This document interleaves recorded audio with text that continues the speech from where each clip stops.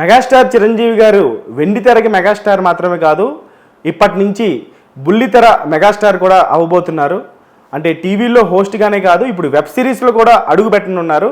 మరి ఆ చిన్న సిల్వర్ స్క్రీన్ మీద కనిపించబోయేటువంటి మెగాస్టార్ని డైరెక్ట్ చేయబోయేటువంటి డైరెక్టర్ ఎవరు, ఆ కథ ఏంటి, అసలు మెగాస్టార్ చిరంజీవి గారు వెబ్ సిరీస్ చేయాలనుకునేటువంటి డెసిషన్ ఎందుకు తీసుకున్నారు? సో దానికి ముందు చిరంజీవి గారు ప్రస్తుతం విశ్వంభర చిత్రం షూటింగ్ లో బిజీగా ఉన్నారు.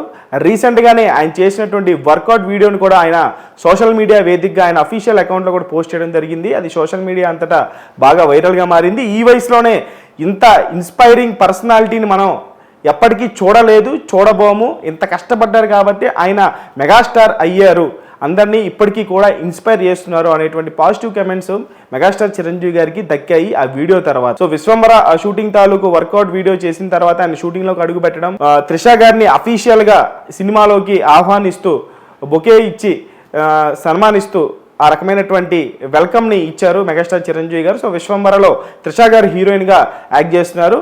అయితే మరి ఈ మధ్య కాలంలో సోషల్ మీడియాలో వస్తున్నటువంటి వార్తల ప్రకారం చిరంజీవి గారు వెబ్ సిరీస్ చేయబోతున్నారు. ఆ వెబ్ సిరీస్ తాలూకు కథ చాలా కొత్తగా ఉంటుంది. ఏదైతే మన వెబ్ సిరీస్లో ఎక్కువగా థ్రిల్లర్ కథాంశాలతో కూడుకున్నటువంటి కంటెంట్లు చూస్తూ ఉంటాం. సో మెగాస్టార్ చిరంజీవి గారు కూడా ఆ పల్స్ని పట్టుకున్నారు.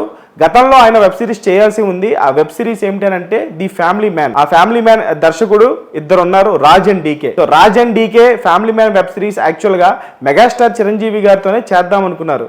కానీ చిరంజీవి గారు ఖైదీ నెంబర్ 150 తర్వాత సో ఆయన కమిట్మెంట్ అయినటువంటి జానర్లు వేరే, ఆయన ఫేజ్ వేరే ఉండింది. సో ఆ ఫ్యామిలీ మ్యాన్ ఆ వెబ్ సిరీస్ ఇప్పుడు ఎందుకు అని చెప్పేసి ఆయన కాస్త సున్నితంగానే రిజెక్ట్ చేశారు. రాజ్ అండ్ డీకే మెగాస్టార్ చిరంజీవి గారికి ఎంత పెద్ద ఫ్యాన్ తెలుసు.